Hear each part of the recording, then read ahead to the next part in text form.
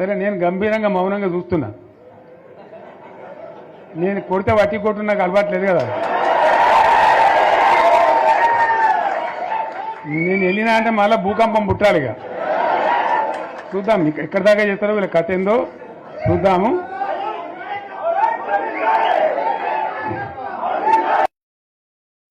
ఆయన కొడితేనంట బలంగా కొడతాడంట, సరిగ్గా నిలబడేది నేర్చుకొని ఆయన కట్టె లేకుండా. నీ పరిస్థితి ఎట్లుందో తెలంగాణ సమాజానికి తెలియదా? నువ్వు తూగుతున్నావా, సోగుతున్నావా, నువ్వు నిలబడగలిగే పరిస్థితిలో ఉన్నవా? ఆయన బలంగా కొడతాడంట, ఆయన లేచి వస్తాడంట.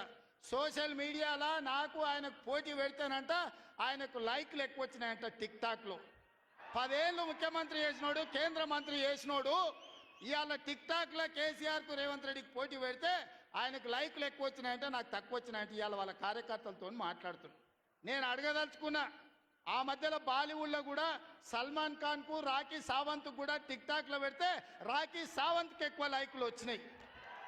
అంత మాత్రాన ఆమె సల్మాన్ ఖాన్ కంటే గొప్ప నటుడు నటురాలు అనేవారని అనుకుంటారా?